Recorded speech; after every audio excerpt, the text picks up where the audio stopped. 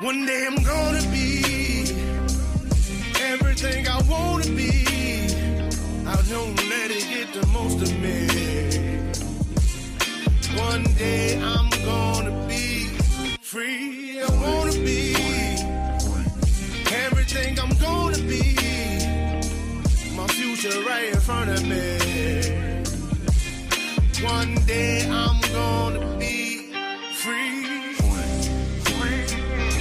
I wanna be free, then let me be free. From the depths of darkness, a voice emerges, a host with a fire burning in his soul, with a heart of steel and a spirit unbroken. He rides on two wheels, ready to claim his throne, amidst the chaos and the thunderous roar. Insane wheels rise as a force to be reckoned with, fueled by the power that only metal can bestow. He takes his stand, refusing to submit. Insane wheels hear his battle cry, a metal mayhem that will never die. With engines roaring, he paves his way, a legend in the making, day by day.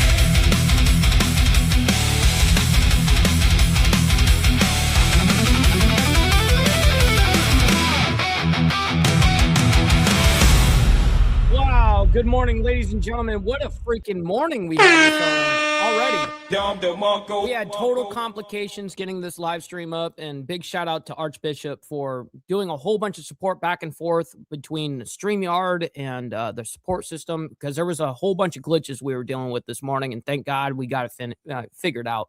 Anyways, today we're going to be discussing Trump's Iran deal takes effect, because he did sign it yesterday, about 45 minutes before we started the live stream for the Diamond Effect.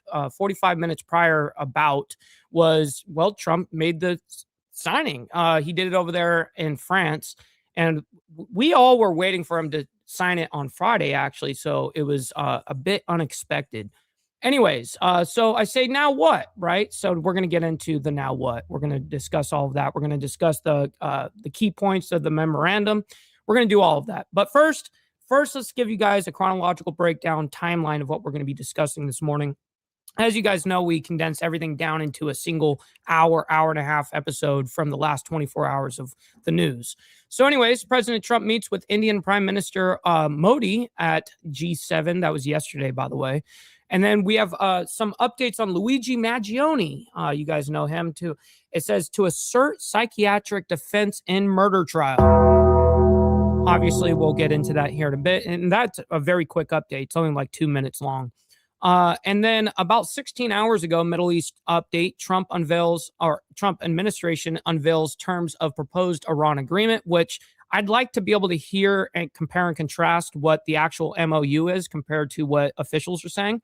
What I've learned to do is not necessarily take what the officials are saying. I actually take the facts of like signatures or what's happening on the ground, and the MOU is that equivalent for us.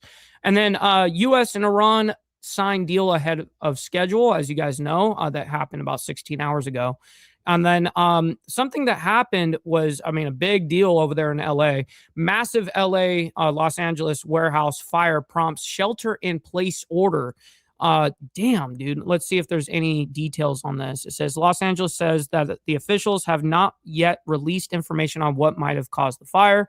The Los Angeles Fire Department has reportedly issued a shelter-in-place order for parts of the surrounding area. Wednesday's incident does not appear to be the first time that area caught on fire. The solar panel from the same building had caught on fire on August 14th, 2024, so just a couple years ago. It took 80 LA Fire Department firefighters to take down the 2024 fire in a little more than 45 minutes. No one was injured during that time, and hopefully no one gets injured on this one either. But it sounds like they've definitely had problems, their share of problems with that over there already.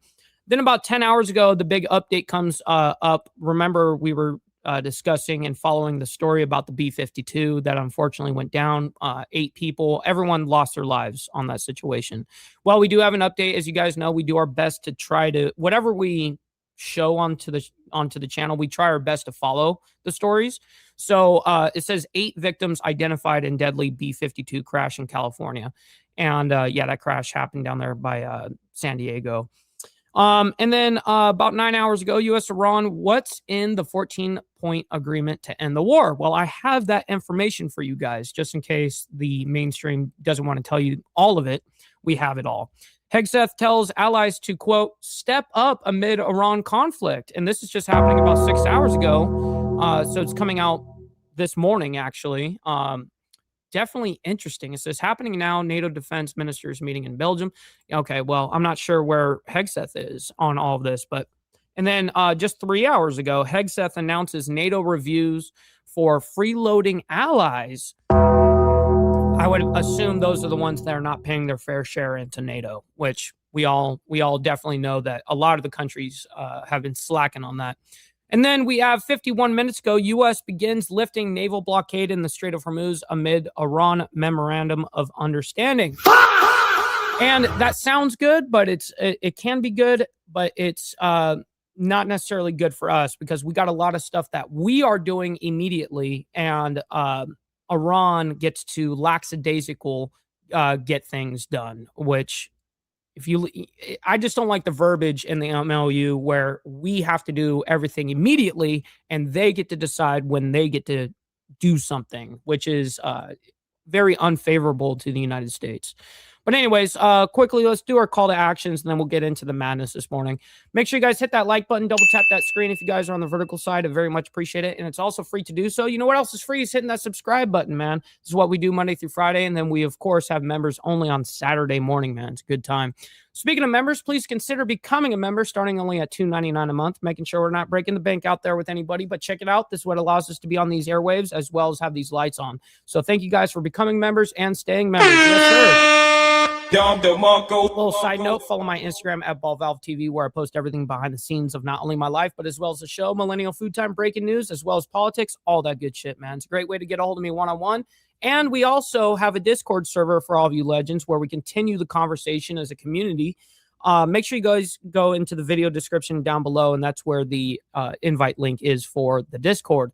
And last but not least, all super chats, super stickers, gifted memberships, and membership signups are, of course, all going to be presented live and shouted out onto the show. But if you guys would like to skip that YouTube 30% brutal cut that they take from your hard-earned cash, we have these platforms that are scrolling around the screen at any time. You guys can donate to those, and I get 100% of the proceeds. And of course, we'll read out loud anything that comes our way, just like a normal super chat. So we've got our email up. We're going to always be scanning. This is what we do over here. Looks like we're dialed in for the morning. All right, real quick, we got Virginia Chaos starting off the morning big time on that. 55 gifted memberships, not only helping me, but 5 others in the IWF. Man, I very much appreciate you and your patronage, kind sir. Thank you for making it rain in the chat and starting it off this morning. All right, good morning to all of you legends, man. Great to see you guys. We got Motobomb Virginia, by the way, and thank you for the coffee crew, Carney Vanguard, Motobomb, Sick Bastard. You guys always show so much love to the Insane Wheels channel, and I'm very blessed to be able to have your guys' support, as well as you guys sending over your people over here. I very much appreciate that. All right, we got Brother So Loud as well. Good morning from the Boondocks in North Carolina. Great to see you. We got Vanguard Critters as well as Easy Frank. We got Rabbit of Chaos. Good morning to you guys. Naomi as well as Steve Easy. Good morning to you guys. Always appreciate it. Big Dan as well as Texas Gidget. Yes, sir. Brother VC in the building. As always, we got Desert Outlaw. What up from Florida? Shout out to Florida, by the way. The MOU is a great deal for Iran. Yeah, I mean, as long as certain people don't jeopardize it or sabotage it, right? Which we already think that that's going to happen anyways. But on a military front, we got Christopher Collins, by the way, another Alabama's finest, as well as Bill Castle from Washington State. Yes, sir. Coffee in a joint. Yes, sir. That sounds phenomenal. Great to see you, bro. Let's see. We got Pablo saying freezing up every few seconds. That sucks. I would be definitely, that would suck for anybody. Hopefully it's not happening on my side.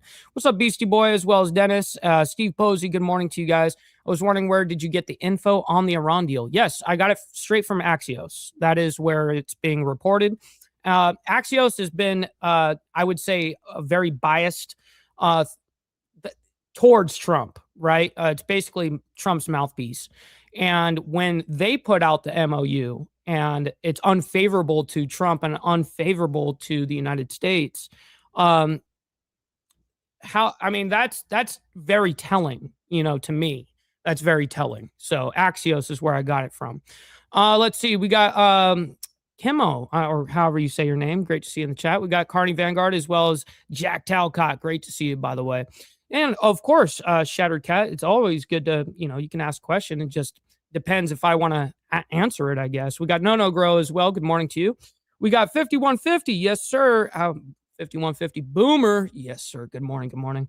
All right, guys, we're going to get right into it. We've got a lot to discuss this morning. First, we're going to talk about President Trump meets with Indian Prime Minister Modi at G7 summit over there in France. And this happened yesterday for all transparency. We're not even going to watch this entire thing because of the amount of how long it is. And we got a lot of stories, as you guys just heard me explain all the stories. We're only going to listen to a little bit of this, but I thought it would be interesting to get the front monologue of these two meetings.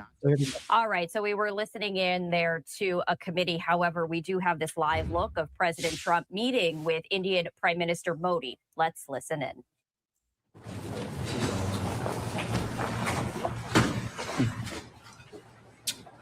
Well, thank you very much. We had some great meetings in France. The group of people used to be the G8. Now it's the G7. I don't know if that was a good deal or not, but it's a G7. And we have a G2 coming up, and then we have a G20 coming up. You know what the G2 is, I think, most of you. But we had in particular some very good conversations with Prime Minister Modi, India, and we're doing trade deals. We're doing a lot of things. A lot of things are happening between the United States and India. The United States is doing the best we've ever done. We have over $19.2 trillion coming. What I hate is when they have the mic close enough to the translator that we're hearing the translator just speak off in the background somewhere. And we're building factories, we're building everything, and Prime Minister is building a lot in the United States. He's spending a lot of money in the United States, so we appreciate that job. But I just want to say he's been my friend for a long time now, and we've always had a great relationship. Wow, Big Castle. It's great to be with you. Thank you very much. Great to be with you. Thank you. राष्ट्रपति जी आपसे मिलकर के बहुत खुशी हो रही है और पिछले वर्ष हम वाशिंगटन में मिले थे उसके बाद हमारे संबंधों में एक नई गति आई है. Okay, hopefully we get some good translation here in a minute. आगे चल रहे हैं. Mr. President, it's a pleasure to meet you here in Avia. We had an extremely productive meeting in Washington last year, and since then we have given new speed and new energy to our relations, and we are working together on a number of areas. और हमारे लिए खुशी की बात है कि हमारी दोनों टीमें भी मिलजुल करके हमने जो टारगेट तय किए उसको पूरा करने के लिए भरपूर प्रयास कर रहे हैं और हम बहुत तेजी से आगे बढ़ रहे हैं. And we are also happy that our teams have also been working in close coordination and engagement, and they've been working towards achievement of the targets that we had set for ourselves last year. Excellency, Paschim Asia में शांति के जो progress. Mr. President, I commend you for your leadership on the progress that has been made in the efforts to restore peace in West Asia. Thanks to your efforts, Mr. President, new hope for peace and stability in the region has been rekindled, and I'm confident that... Oh, man, I don't know where these leaders are thinking that there's going to be actual peace from this MOU. This will lead to a long-standing peace in the region. Excellency, आप और हम सभी इस बात से सहमत हैं. Fast forward again. Mr. President, you and I agree that keeping the Strait of Hormuz open is vital for the global economy. Excellency, हम हमेशा. What's up, brother Kurt? Good morning to you, by the way. And we're fast forwarding through him, so we don't have to hear it. You know, we only understand English over here anyway. So Emphasize the importance of. Here we go. India has consistently emphasized the importance of ensuring freedom of navigation, and we should work together and place a particular emphasis on that. Excellency, आप जानते हैं कि maritime trade की दुनिया में भारत के लाखों seafarers आज बहुत बड़ा योग दिशा भी Indian seafarers in hundreds of thousands are working and they're performing their duties across global maritime trade routes, including the Strait of Hormuz, and their safety is of utmost importance to us. Excellency समझौते के लिए शांति के प्रयासों सीफेयर President, you made tremendous efforts towards reaching this understanding and this agreement, and I'm confident that the issue of seafarers will receive the highest priority during the implementation of this agreement. अभिनंदन करता हूं. Mr. President, once again, I deeply appreciate and I deeply commend your efforts in ensuring the restoration of peace and making efforts towards restoration of peace and stability in West Asia. Wow, I'm just shocked that they would even think of it that way. But we'll get into that here in a bit. First, let's bring our attention back to the United States real quick. We have some stuff coming out on Luigi Mangione that came out just yesterday after we finished the show, and I figured that, you know, we anything that we present, we're willing to, of course, track down and continue the story. So Luigi Mangione to assert psychiatric defense in murder trial. So let me go ahead and bring that up and we'll quickly discuss it. It's a very quick update. It's only 2 minutes. And then we're getting into the next whole ordeal with the Middle East. A very busy Wednesday as we're also following additional breaking news. This is according to the Associated Press right here, that Luigi Mangione will assert a psychiatric defense at his state murder trial in the killing of United Healthcare CEO Brian Thompson. That is according to a judge. This coming down just a short time ago. This is some file video of Luigi Mangione right here as he will. By the way, yes, Steve Easy, I did see that. And it was savage as fuck. You're right about that. But yes, I did see that yesterday. Sir, we've just learned a psychiatric defense. And that was actually a second time saying it. He said it in a post before, and now he said it in person. At his state murder trial in the killing of United Healthcare CEO Brian Thompson, the judge said Mangione's lawyers have informed him they will attempt to show that he was suffering from, quote, extreme emotional disturbance at the time of the occurrence. Well, I mean, to go do what he did, I mean, you definitely got to be fucking insane. Asserting a psychiatric defense, Mangione would effectively be admitting that he did. But just because you're insane doesn't mean you didn't fucking do it. You definitely need to be, you know, justice needs to be had. Kill Thompson, but he did so because of mitigating circumstances.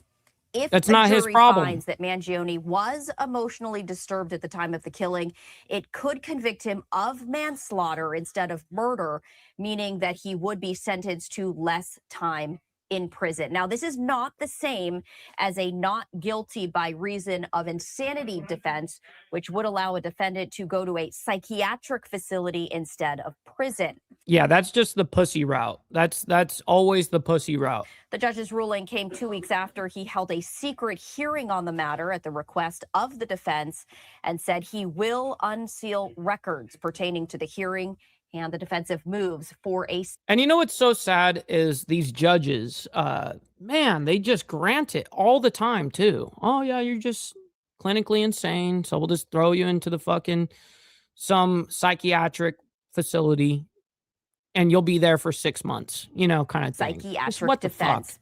The judge saying, quote, the reasons for the sealing was to give the defense an opportunity to determine whether they were going forth with that defense and the nature of that defense.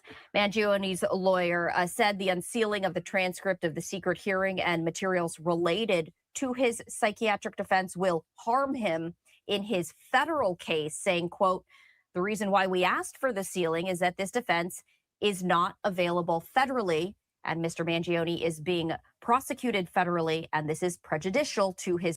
Real quick, by the way, yes, we have well over 420 people, by the way, great number, in here right now between both the live streams. Make sure you guys double tap that screen, hit that like button if you guys are on the horizontal side. I very much appreciate it. You guys don't have to like all this craziness that's happening around the world or here in this nation. You guys can like it for me and what we're doing here on Insane Wheels.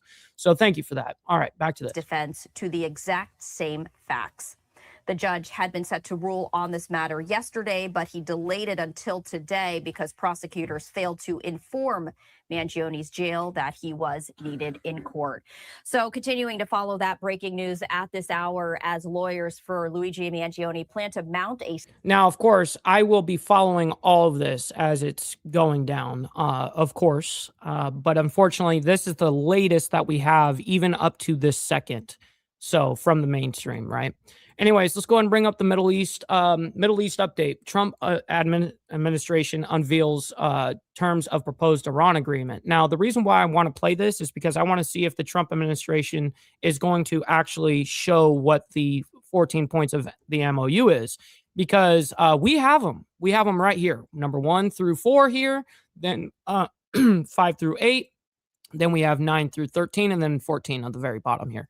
So we have these points. I definitely want to see if they're being transparent with it. So here we go. Let's go ahead and bring it up. And welcome back, everyone, here to Live Now from Fox. I'm your host, Mike Page, as we continue to roll on. One of the big top stories that we have been following for you today has been the U.S. releasing the 14-point plan agreement with Iran. Pretty much the last couple of days, there's been talks on just when this would be released ahead of the supposed Friday signing. So for more details on this, let's go out live right now to Tel Aviv. That is where we find Fox News' Alex Hogan with a breakdown of this big story. Interesting. I've never seen her before. And trust me, I've watched a lot of, reporters from all over the region, but someone I haven't seen from Tel Aviv. Let's see. Hi, Mike. Yeah, thanks for having me. So, of course, as you mentioned, a lot of details are starting to come out of this deal. President Trump, who is in France, talked about this just in the last couple hours, kind of reiterating what he wants to see out of this deal and potentially, when this will be signed. He said that will happen shortly. We have some footage showing him today. He's at the G7. Right now, he's actually at Versailles, where he will be with French President Emmanuel Macron. He even spoke to the journalists before getting on the plane, saying he hopes that the journalists will be able to join him just because of how remarkable and how beautiful. Wow, got a big shout out to make. We got my man Virginia Chaos sending in a 25 spot on the Cash App, bro. I can't thank you enough, by the way. He sends in $25 saying dues and booze and maybe some books. Yes, sir, my man. Making it rain in the Cash App. Very much appreciate it. Where I get to keep 100% of the proceeds. I very much appreciate that, my man. Thank you. It goes a long way, brother. Versailles is. But now getting back to the main story, the deal, he again said that this could be signed within the next 48 hours, so either tomorrow or the day after. And as you mentioned, this is a 14-page plan. We're learning more about some of the details inside that plan. So it would include the reopening of the Strait of Hormuz, and that would be toll-free for now, toll-free during the MOU. It doesn't say anything after the MOU. 60 days. After that, there's still a lot of negotiations that need to take place to see what could happen. We have heard from Iran that they say after those initial 60 days that there could be tolls that are put in place. Yes, exactly. This deal will also end the naval blockade. It will lift sanctions off the selling of Iranian oil. The president saying that if people want... That all benefits Iran. To invest, they can. Iran could potentially access $300 billion in a rebuilding investment fund. And that $300 billion investment fund is not coming straight from U.S. taxpayers, okay? I would tell you if it was. Trust me, I'd be the first one to be like super outraged. But it's actually primarily coming from the region. From the Middle East, okay? Now, I'm sure that there is going to be some monies that is going to come from us. I'm sure of it. That's usually how this shit will end up playing out. But as far as of right now, the way that's planned out is that $300 billion is from the region. And I'm sure we do have like some CIA slush fund that we could use to help on the money front that doesn't dip into the, U.S. taxpayer. And that's what those slush funds are really kind of designed for.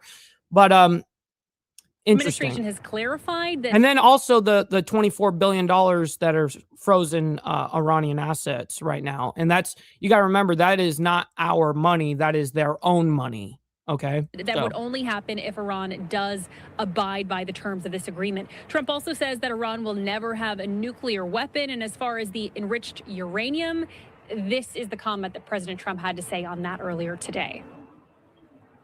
They'll work closely with us to turn over the so-called enriched material that's very deep in the bowels of the earth, very deep. Nobody can get it. So it's not important. What's up, brother Sterling Wheel? Great to see you in the chat, by the way. Good morning. We do it quickly, but we could do it fairly quickly. When we have a chance, we'll do it. But in the meantime, we have cameras on every inch of it.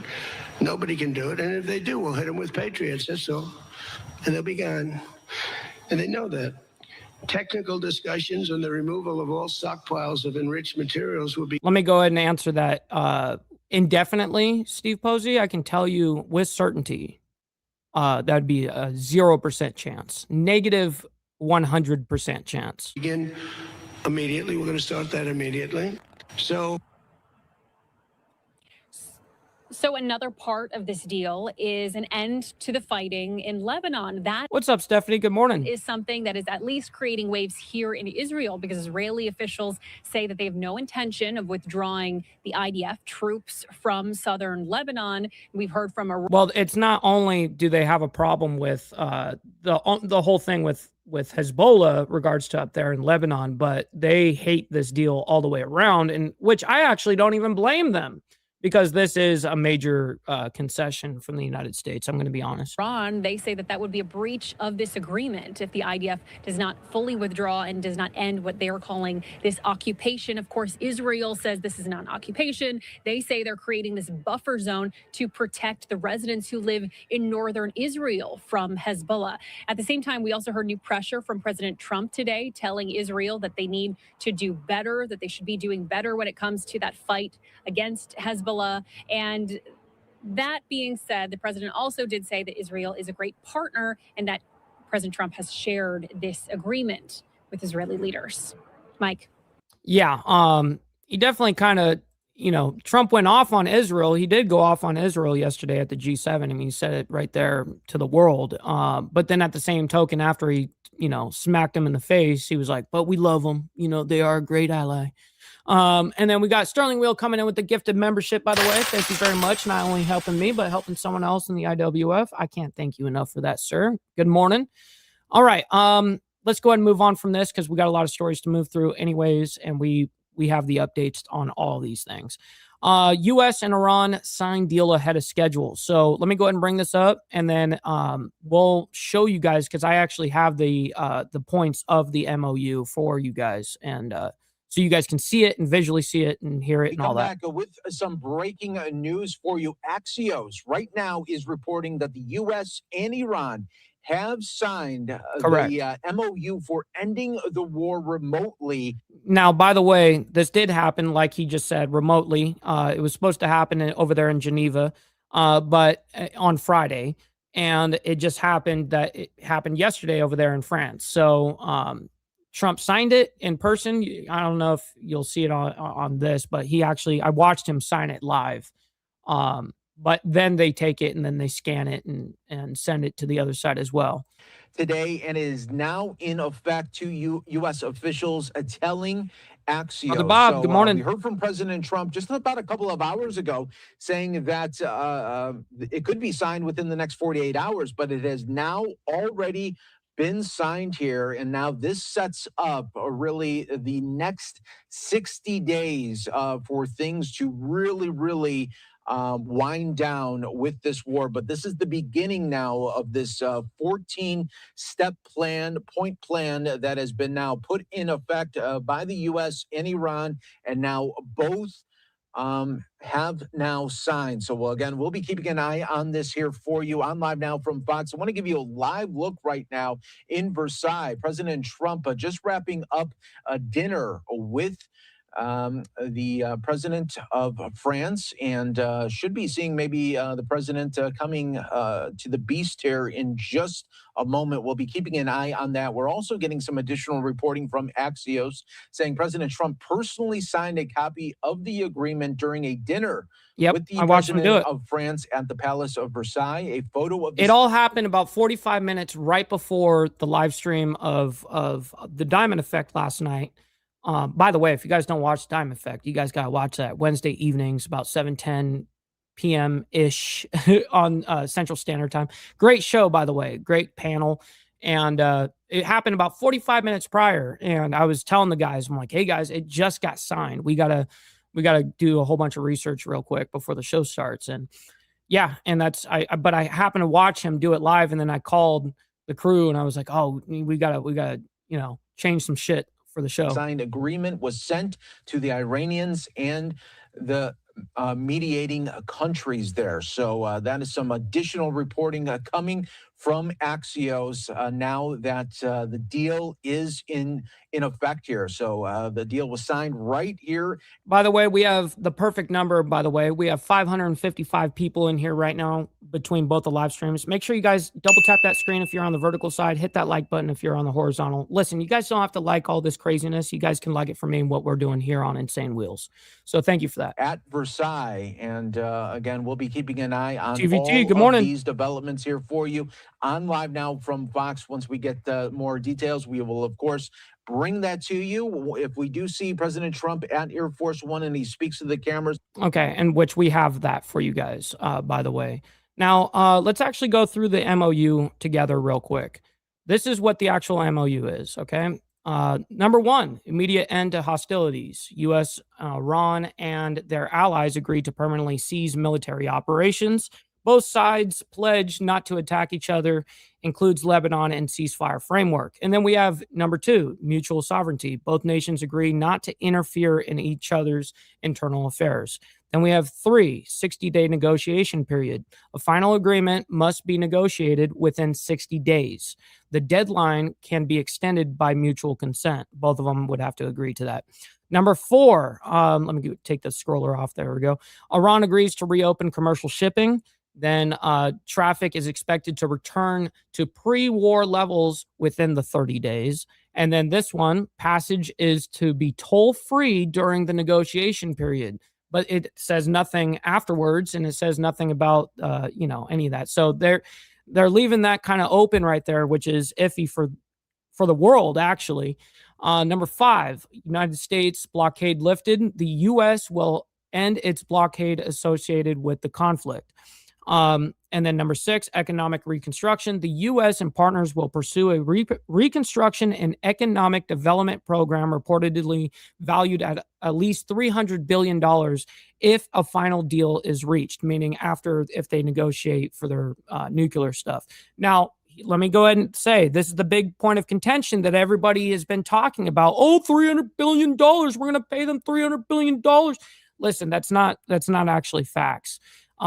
Now, they are getting paid, obviously, from this reconstruction fund, basically to act nice with their nuclear program going forward. But this is actually coming from a lot from the region. It's not actually coming from all of it from the United States. It's actually what Trump has even said. He said not a cent. But I don't think that that's going to be true. Now, I think it won't be a cent maybe from taxpayer dollars, but it definitely will come from like maybe a CIA slush fund or something like that. So anyways, we're talking hundreds of billions of dollars over there in the region that are going to be putting into this reconstruction fund. So that's who the partners are. That's basically like the Gulf allies and stuff, that the ones that really do have the money. All right. And then number seven, sanctions roadmap. Broad sanctions relief is contemplated in a final agreement. And during the 60-day period, sanctions waivers will allow Iranian oil exports and related banking, shipping, and insurance services. Then we have number eight, nuclear issue. Iran reiterates it will not build nuclear weapons. The future of uranium enrichment and the enrichment uranium stockpiles is left for the final negotiations. Now, what they're basically saying here on the nuclear issue here, they're not saying going forward we're never going to deal with nukes. It's saying during the 60-day MOU, we agreed that we're not going to build a nuclear weapon in this 60 days. That's what they're saying. Then we have number nine, freeze current positions. Iran maintains its current nuclear status. And then U.S. agrees to impose new sanctions during. Okay, my bad. The U.S. agrees not to impose new sanctions during negotiations. Right, correct. Sorry. Number 10, oil exports resume. Treasury waivers allow Iranian crude and petroleum exports during the interim period. Then number 11, frozen assets. The U.S. commits to making Iranian frozen funds available under agreed procedures. Now, that frozen assets, by the way, is $24 billion. Now, that's their own money, right? That's their own Iranian money that's been frozen, their own assets. And so that's not like where we would have to pay the $24 billion. That's their own money. And then number 12, monitoring mechanism, a joint implementation and compliance mechanism will be created. And then number 13, final negotiations begin. Once key implementation steps start, such as the Strait of Hormuz opening and all this stuff, blah, blah, blah, negotiations on final agreement begin. And then number 14 here is UN Security Council backing. The final agreement is intended to be endorsed through a binding UN Security Council resolution. So they're just saying exactly where they want this to end up, essentially. Anyways, so let's go ahead. Now that we read that out, we still have a lot of stuff that we're going to get into Iran here and that whole deal, Trump, all that stuff. But first, we need to bring our attention over to back to the nation here for a moment. Regarding LA, massive Los Angeles warehouse fire prompts shelter-in-place order. And now they're saying that they don't actually know what might have caused this fire, but they do say the solar panels from the same building had caught on fire on August 14th, 2024. It took 80 LA fire department firefighters to take down the 2024 fire in a little more than 45 minutes. And no one was injured back then either, which is good. And I hope that's the way it is going forward too, on the second go around. So this is the second time the same building caught. All right, what we are going to do here on live in 2 years now from Fox. If you were tuning into us earlier at the top of the hour, we were in some breaking news coverage coming out of California. This is a live look right now at a massive fire at a Boyle Heights cold storage facility that had prompted a shelter in place. And you can see it still looks like a very, very active scene there. Firefighters are on scene trying to just spray that fire that is just completely taking over the roof of this building there. You can see that black smoke is still very thick. What we were doing earlier is... What's up, brother Straight Jacket? My man, good morning. We were tuning into our friends at Fox 11's coverage of this breaking news. We're going to head back out to that right now and listen in. Beaker, my man, great to see you in the chat, by the way. Guys, we have well over 500 people in here. Make sure you guys hit that like button, double tap that screen. Let's get it. Let's get the likes up. It doesn't necessarily reflect the likes. We got to get them up. So we're waiting for the first water drop to happen.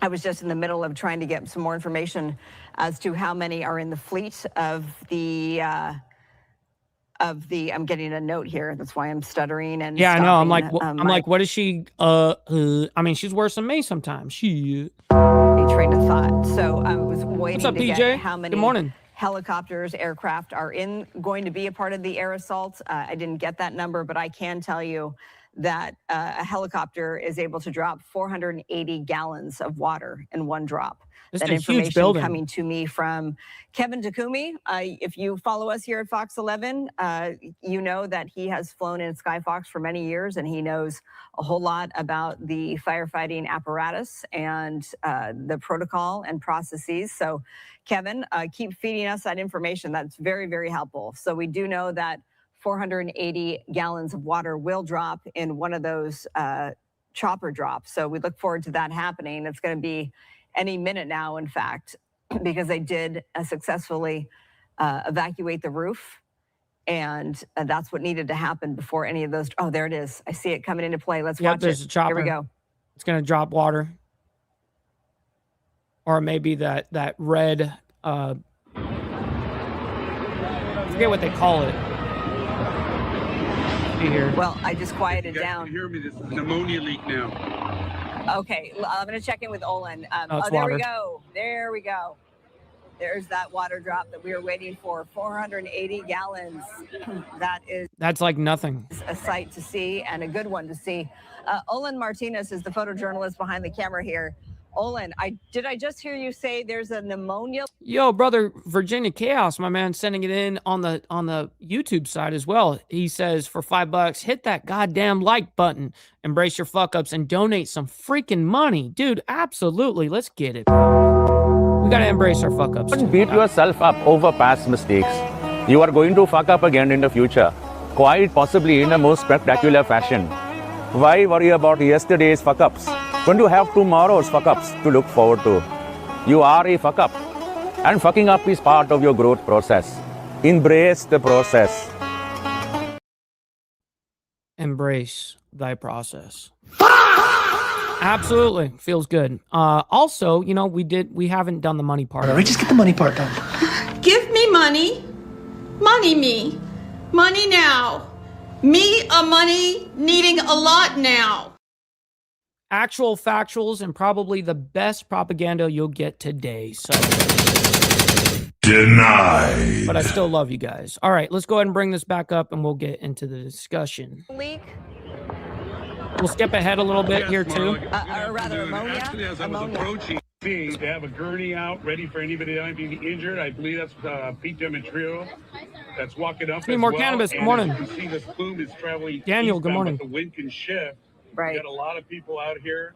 Organized Insanity, good morning to you, by the way. Hopefully you're enjoying the morning, by the way. I definitely know we are. Watch on them. Oh, I didn't know if you click down just on the video on YouTube, if you hold down. They're out of the way, and I did see residents when I first approached. That's interesting. I didn't know you could do that on computer like that. With their pets rushing out of the area. Okay, yeah, I think we saw some of those shots. Washington. Go ahead. We are actually between Washington and the 5 freeway on Indiana Street. Okay. So a couple of things. A potential ammonia leak. Now, we did hear Jennifer Middleton with LAFD mentioned ammonia. So that makes sense. And unfortunately, you know, if there's a leak, that can't be good. But I mean, given what we're seeing here unfold, it's not surprising. But let's hope that you know, people heed the call to stay inside. And damn. So I mean, this is just a big ordeal, man. Let's see what's going on here. Reporting that from CNS, and that sent that thick plume of black smoke into the air. Hold on, I want to see what she said right there. Not the interview, because they're not even showing the interview. Damn, it is dumping rain outside right now. Holy shit. That's a lot of water. And it is a huge structure, 491,000 square feet. And crews appeared to be getting the upper hand on flames, it's been reported, but then they reported that ammonia leak in the building's interior, along with, according to CNS, several small explosions occurring, reinvigorating. What's up, brother Shane, by the way? Good morning to you. The flames. We're reporting that from CNS, and that sent that thick plume of black smoke into the air, visible for miles. Looks like our colleague there is talking to somebody, a resident. Let's listen in. Olin, you can go ahead and bring up your microphone so we can talk to this young lady. Yeah, she hasn't brought it. Okay, Marla, this resident, this resident right here is telling me that she and her 2 children were displaced. She only speaks Spanish, so I'll have to translate. But basically, that she was. Man, why do they always interview fucking people that are just? I mean, either you can't understand them, or they're fucking like meth heads. Their water drops, so we look forward to seeing that. This would be, I think, the 3rd helicopter in the air. And again, 480 gallons of water able to drop on that firefight. Olin, holy shit, the wind is moving too. That. Interesting perspective. We're still with you, Olin. Yeah, I have a question, Marla, because I'm wondering how that evacuation, Olin, went down. If you could have her talk more about that. And also, I know it's a very residential neighborhood there, Boyle Heights, a lot of families, a lot of children, obviously out of school at this hour or on summer break. Talk about the evacuation and how she felt that went. Did she get... Well, I don't really need to hear about... I mean, we all know what evacuations are like. They're chaotic. They're terrible. Like I said, but you got to do it for your safety. You know, let me speed ahead here. See if we get images. Yeah, the crowd is growing, and I'm jumping in quickly because we have someone on. Well, it means LA. You're going to get Boyle Heights, man. There's going to be a fuck ton of people around on the line who can help shed some more light on this firefight. But yes, with LAFD on the line earlier with us, she was saying that, you know, if you can stay inside, stay inside. But obviously, if you're evacuated and you don't have somewhere necessarily to go, then you can understand why people are outside. Now, what I want to know, what is in the building, though? Mark Naveau is a FEMA coordinator and a former battalion chief. You were on the line with me on the Fox Local stream on Monday, covering the Edwards Air Force Base first responder angle of that breaking news. Yeah. Mark, thanks for being with us here on Fox 11. So if I didn't have Beaker, if I didn't have 1, 2, 3, 4, 5 stories after this, I would totally do it. But I'm already going to be running way into overtime. And, so what do you make of this firefight? This is what you did for a living. So when you're up against a solar panel warehouse firefight like this, what are you dealing with? Yeah, nice to talk with you again. This is a challenging incident. Interesting, Sterling, and thank you for that update. He says Lineage is frozen foods, MB, and he's like, hey, I've delivered there before, you know what I mean? So he's a truck driver, and he keeps the United States fed. So. Not your typical warehouse structure. Thank you for fire, that. And here's why. Because it's a cold storage building, they use what's known. See, the cold storage building. Look at that. The motherfucker is already spot on. Is anhydrous ammonia. That's the main ingredient used to keep the facility cold and the contents. The trouble is that in this particular case, it's typically in a sealed container. So there's pipes running throughout the building that allows this building to drop. You'd be surprised at how many people expect it right then, right now. I'm telling you, it happens to me all the time. Its temperature and the contents for whatever stores in there, they can drop it below a certain temperature, right? Cold storage. The trouble is that after a fire such as this, it looks like you've got a break in the line. So you've got anhydrous ammonia that's starting to leak outside of its container.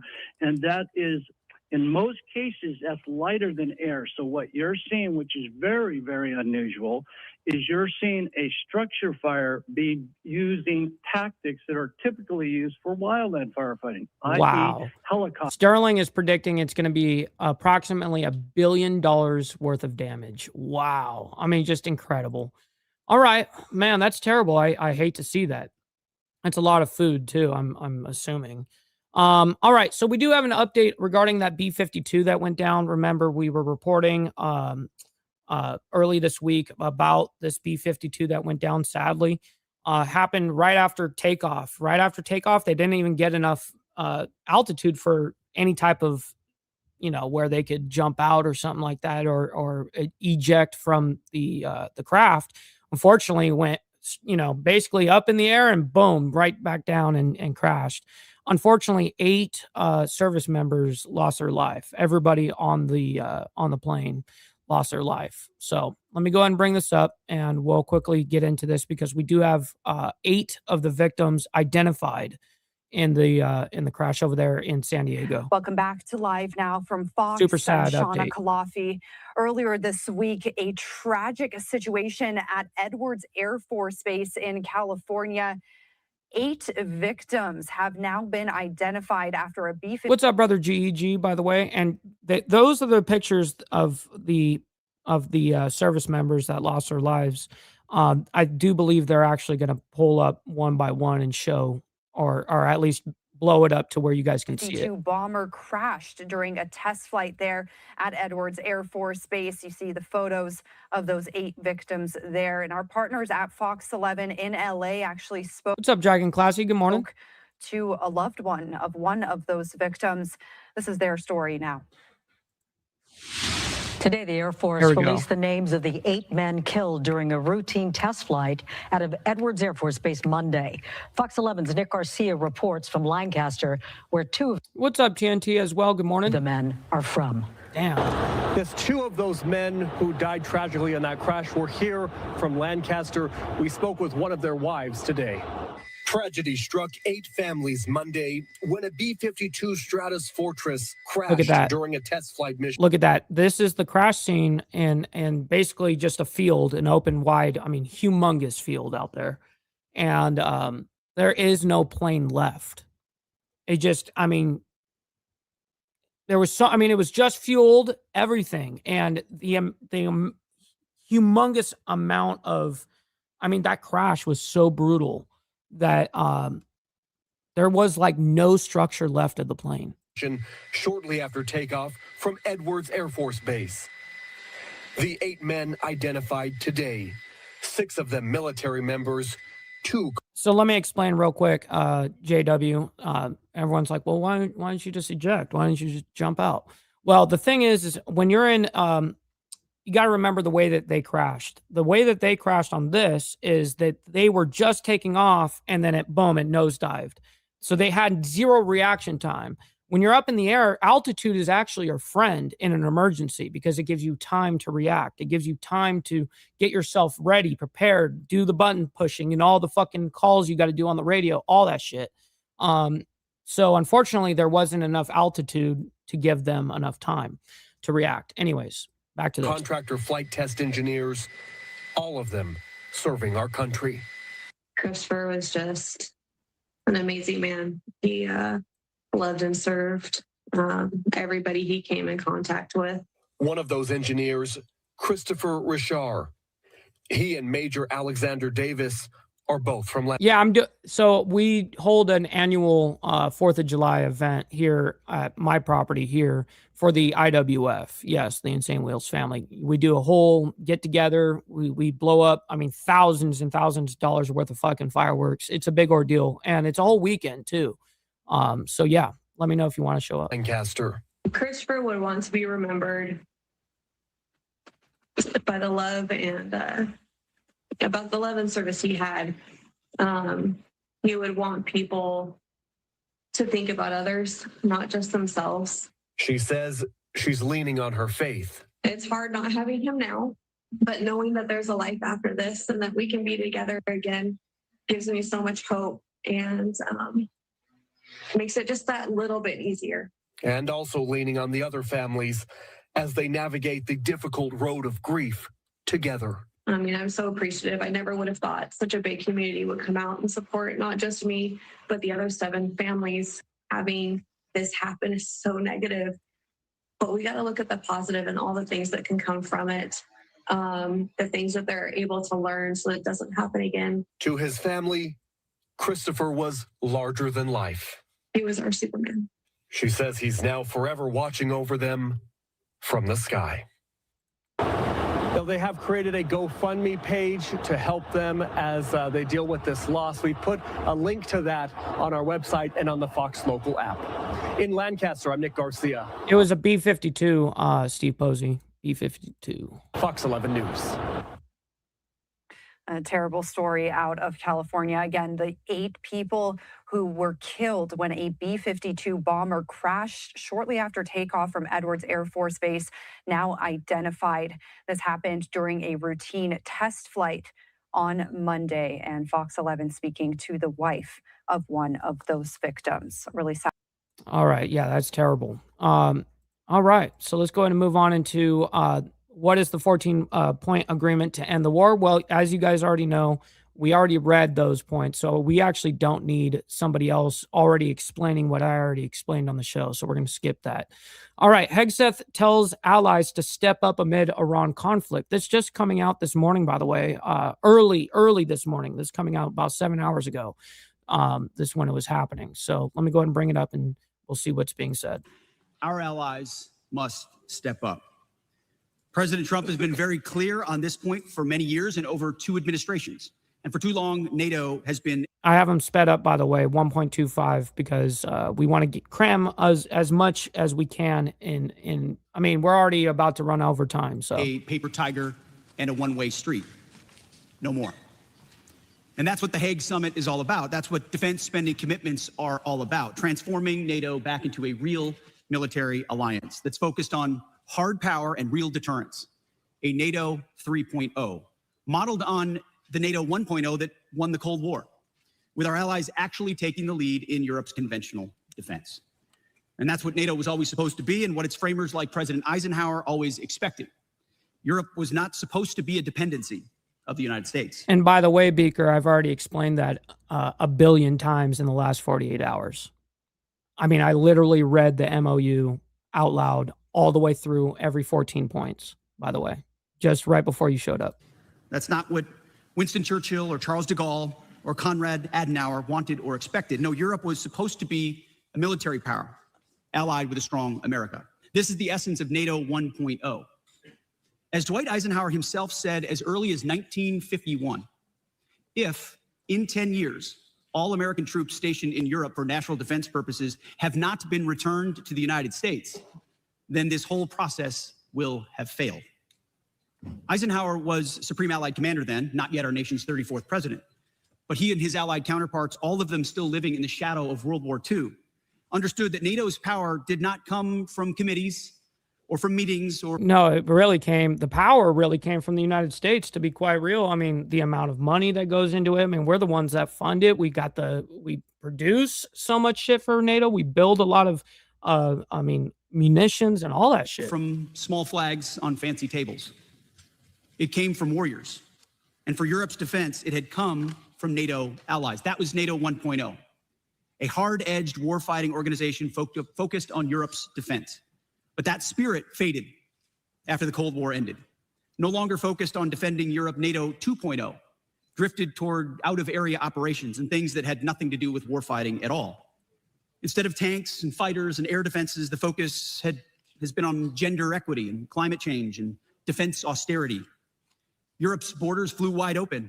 Welfare states expanded. Defense budgets cratered, along with Europe's belief in itself and its civilization. NATO lost its way.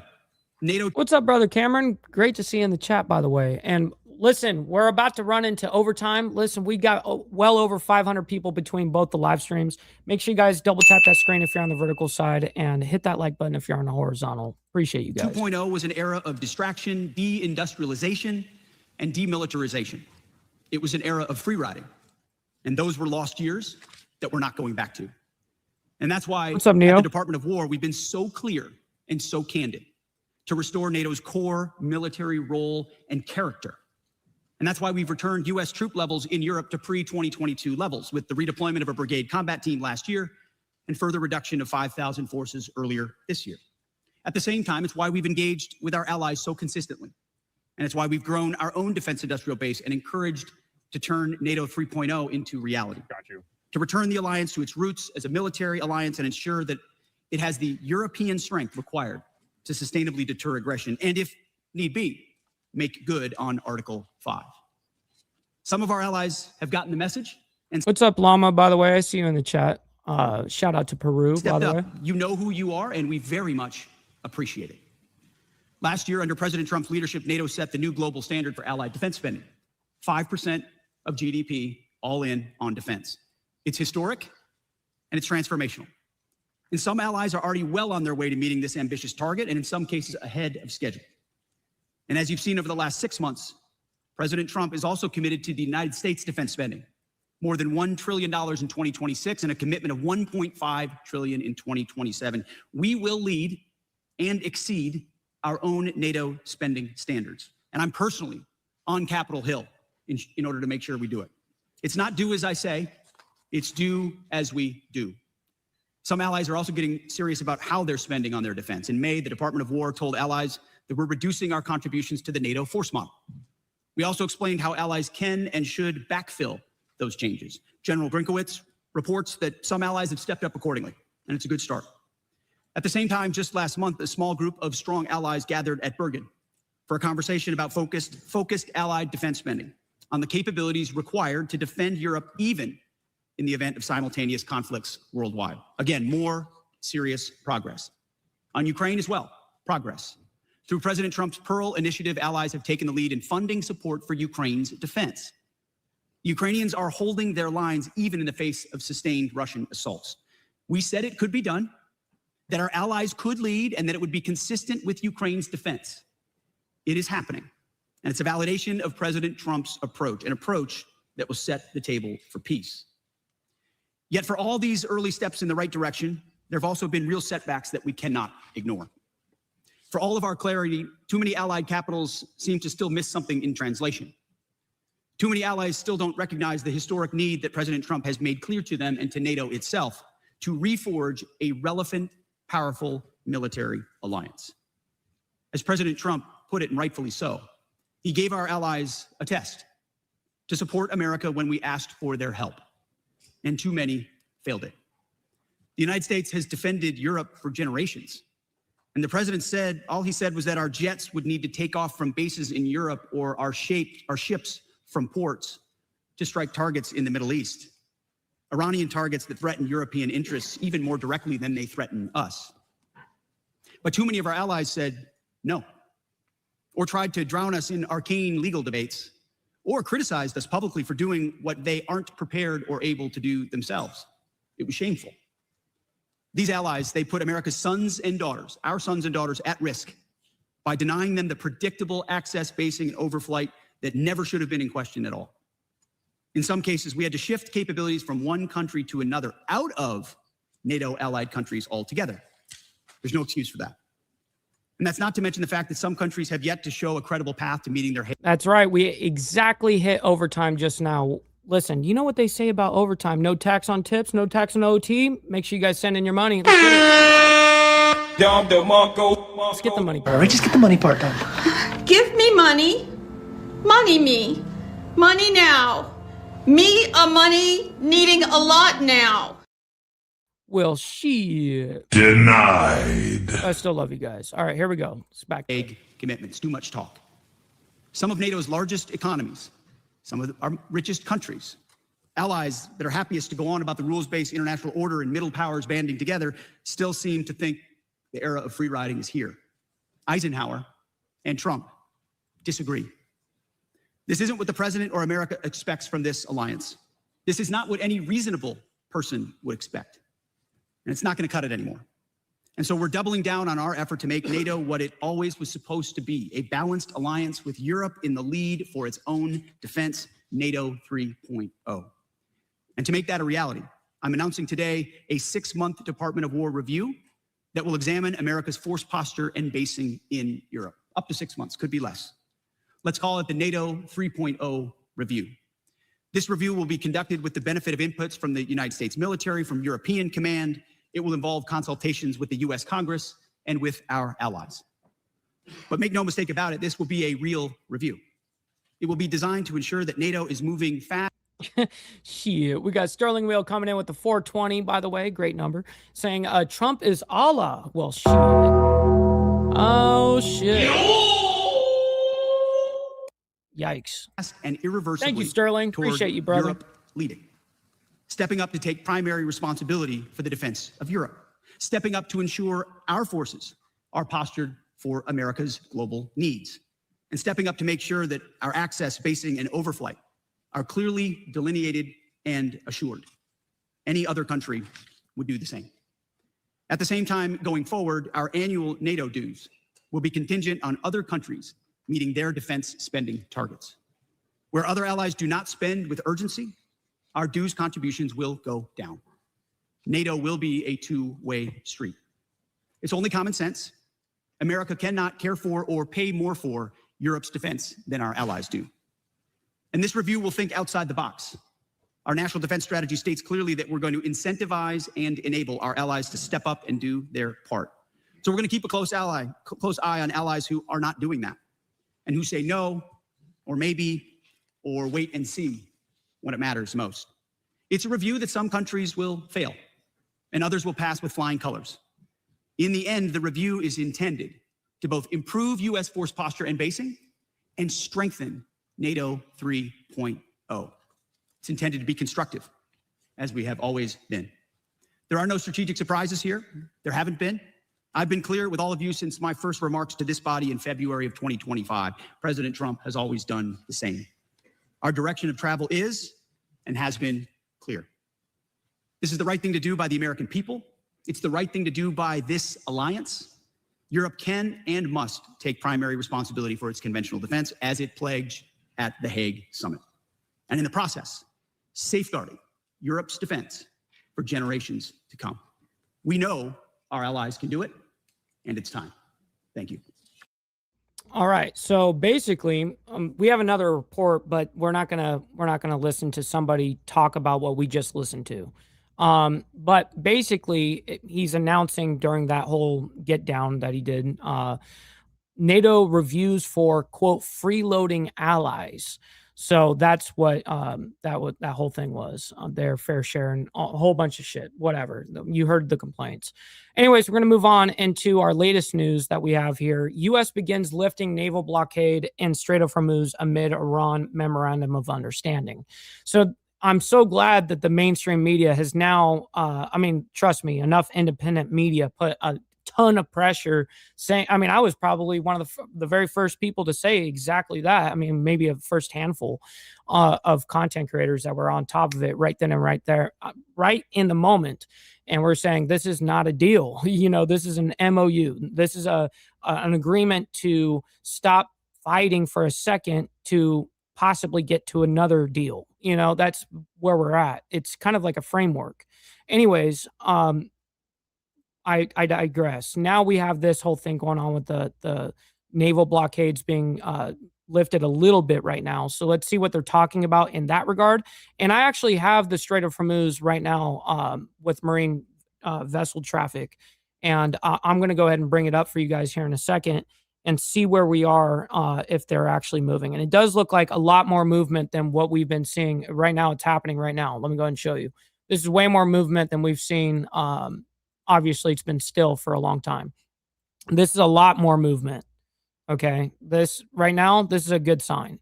We got a lot of movement. Now, I'm gonna guess that a lot of these aren't just vessels. Like the big arrows, those are ships. So those are actual bigger, well, not ships, or vessels, but they are ship size. So you got green, by the way, which carries just normal cargo, and then you've got red that carries oil products and stuff like that, the actual tankers.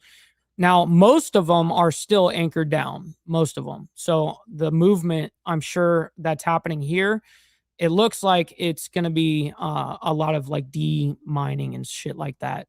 I can't really tell. These guys look like they're moving, but they're not actually moving right now. So let me see what kind of vessel this is. It is an actual tanker, but it's sitting outside there. Let me see if this is a normal vessel here too. It is. So this is a lot more movement because this has all been kind of blocked, where we haven't been seeing that much in the actual bend of the strait. Anyways, again, I digress. Let me bring it back to this. So what do you want to know about the U.S.-Iran peace? And this is just coming out like an hour ago. Deal. In order to submit your question, just scan. Well, we already fucking Iran have is that. National security analyst and expert Mark Chandler with Coastal Carolina University. Mark is here to answer some of these questions. Mark, good morning. Thanks for joining. Good morning, and thanks for having me today, Carl. Of course. What's up, Chad with Stacks, my man? Good morning to you. Great to see you in the chat, as well as Brother So Loud, my man. Of course. All right, let's just dive right into it. Remember, if you are at home, just scan the QR code. If you have a question to ask, submit it that way. Mark will be us for the next 10, 15 Extra surprise. Good morning. So, Mark, we already have our first viewer question, so I'm going to put it up here on the screen. So M over in New York asks this: what happens if Iran doesn't honor the deal? Can we trust them? No, we can't trust them, and they won't honor this deal as long as the IRGC is in play. They're not gonna concede unless getting paid mega. And I don't even know if 300 billion is enough for them from a slush fund, or from the regions of the Middle East. I think they're a little richer than that. But what happens if they don't honor the deal? Well, then we go right back to square one and start bombing them again. That's the sad reality of this. Well, Carl, first, that's a good question, and I like how it's going to put a perspective of how we monitor the deal and the progress made. But let me answer the second part of that first. For 47 years, we have not been able to trust Iran. They go through, or the Islamic regime, they've gone through this negotiation process in multiple different issues throughout, the nuclear issue being the most prominent over the last 10 to 15 years. When I look at that, even though we had a joint comprehensive plan of action, the JCPOA, they were violating different elements of that throughout, during negotiations and during the implementation. Yes, and a lot of the Middle East that we have been negotiating with, all those type of people have been people you cannot necessarily trust. That's nothing new, to be quite honest. I already answered this question for you guys. We don't need to hear him cope on it. So let's see what they're talking about with the Strait specifically, though. I want to see what they're bringing up there. They're starting to show a little bit of movement. is reinitiation of military operations. Going back to yet another viewer question. And he just said exactly what I said as well, that they'll be dropping bombs again. He answered it at the very end there. What happens, if they don't honor the agreement? Well, military operations begin again. Absolutely. And submit them by scanning the QR code on your screen. This is a pretty interesting one here from Virgie over in Fairview Heights. Mark, she asked this: I thought we were going for a regime change to help the Iranian people. How did it all come down to the Strait of Hormuz? Well, the Strait of Hormuz has always been Iran's key part on a geographical area, because the way that they get to enforce, for them to even enforce them shutting it down, is all it takes is a threat. It doesn't take a huge military. It doesn't take a whole bunch of for them closing down the strait is so easy, because all they have to do is just make a threat, throw a couple of one-way drones at a ship and make an example, and now all the ship owners are calling the ship captain saying, yeah, you're not going through that motherfucker. The insurance companies just canceled all of our insurance on our fucking cargo. So get the fuck out of there. You're not going through there. That's how easy it is for them to shut it down. And so for us to keep it open against, if they're going to be playing that game, it's near impossible. It's near impossible, because their coastline is the fucking strait. You know what I mean? So anyways. Well, a couple of things here. And we were going for regime change. We failed because what we were trying to do is we were trying to implement regime change from the air. And that would have been, and now if we would have done that successfully, we would have been the very first ever to be able to do that. There's never been a regime change that only came from the air. It always does come down to boots on the ground. And that's exactly what I knew from the very beginning. I'm like, I don't want it to get to this. I don't want us to put any boots on the ground. I don't want us to do any of this shit. Truly, the way that you get regime change, honestly, is from within. You don't do it from an outside force. You do it from within. You get their people to stand up. Now, of course, we saw the big protests where tens of thousands of people were dying because the IRGC was taking them out. Absolutely. But it needs to be even bigger. We need millions of them doing it. I mean, there's 90 million people in Iran alone. We need more than just 40,000 people that are willing to stand up. We need millions. So that's kind of the hard part about the regime change. It needs to happen within, though. So anyways, back to this. Let me go into the next question, because he's going to probably cope on a few things. And I'm just telling you guys exactly what it is. If Iran would break the peace deal, would that void the proposed $300 billion in reconstruction and investment funds? Yes, of course it would. And it would also, it's that whole $300 billion reconstruction investment fund is not, again, I'm going to reiterate, it's not coming from the United States. It's coming it may actually come a little bit from like a CIA slush fund or something like that. But mainly the hundreds of billions of dollars down in the Gulf. We're talking the Gulf states down there. That whole region is putting up money. They've got the real money. So that's a whole different thing. But they only get access to this if they agree to the nuclear, what they're going to do going forward with nuclear. That's what it's also contingent on. So of course, if they void anything and they break the peace, if they break the peace deal, it's going to all be voided, of course. $300 billion in reconstruction and investment funds. Well, that's another great question. And what I don't see in these 14 points are the enforcement mechanisms. What this memorandum is. That is a good thing that you just said. It's really there. just an agreement that we're going to talk about these things that are. Yes, we agree to come to the table to talk and try to make a deal. That's what an MOU is. Listed in there. The $300 billion fund opens access into it's basically a fancy way of saying it's a ceasefire for 60 days, right? Term and the long term for Iranian reconstruction. I know the administration keeps saying there's no U.S. funds, but what the U.S. is doing is actually opening up access and giving support to make that $300 billion available for Iran reconstruction or whatever they're going to do with that money, which is rebuild their military predominantly. If they lose out and if they don't follow through, I don't see an enforcement mechanism to not make it available. However, I would look at this fact as they voided the deal. They don't get access to that money on as a surface as we see things progressing. So no, they probably wouldn't get access to the full 300 billion. Not. Reminder to everybody that we are asking viewer questions to Mark Chandler, a national security analyst expert with Coastal Carolina University. And you can submit your questions by scanning the QR code on the screen. He'll be with us for a few more minutes. This is happening live. So make sure that you submit those. What questions do you have about the U.S.? This came out about an hour ago. This came out about an hour ago. So, by the way, what questions do you have about the U.S.-Iran peace deal? Well, it's not a peace deal, first of all. I hate that the mainstream is still saying that. And then down here it says U.S. and Iran signed memorandum of understanding. That's what so it's just weird how they propose it, man. To talk about, but we want to make sure that we answer whatever questions you have at home. Mark, while we wait for more of these questions to come in, I do have a question of my own, and it does pertain with the Strait of Hormuz. So I'm going to take us back out to that radar system. But first, this deal, it says the U.S. will lift the blockade imposed on Iranian ports. It says that the U.S. will remove that blockade and nearby military forces. How would that affect U.S. security interests and some military deterrence there within the region?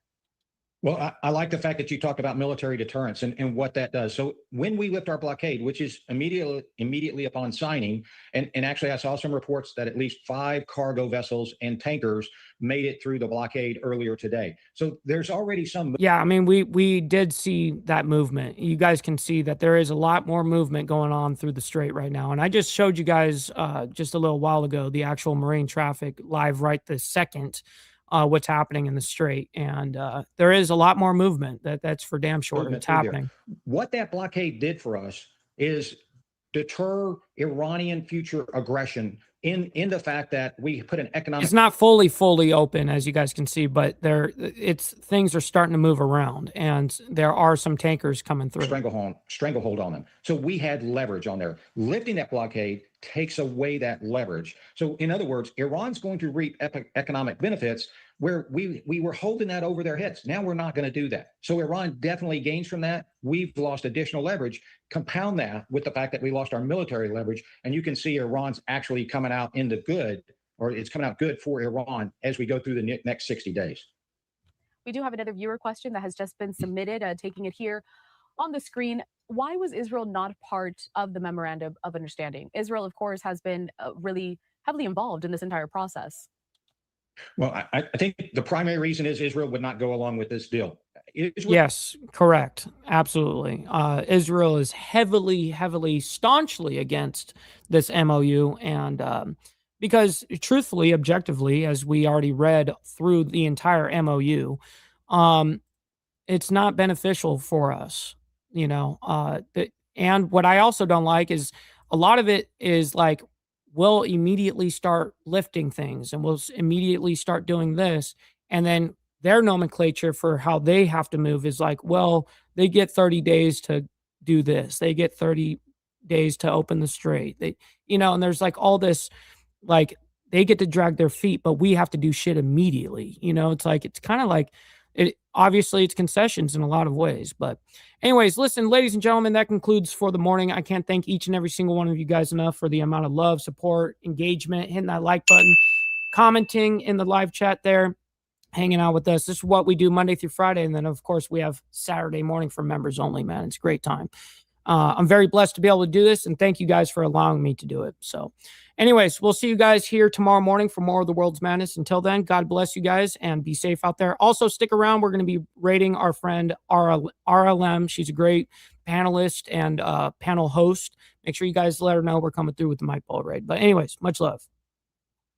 From the depths of darkness, a voice emerges, a host with a fire burning in his soul, with a heart of steel and a spirit unbroken.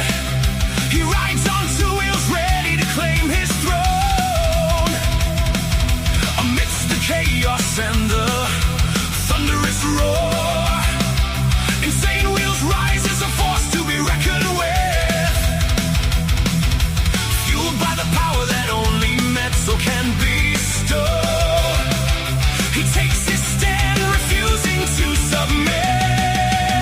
Insane.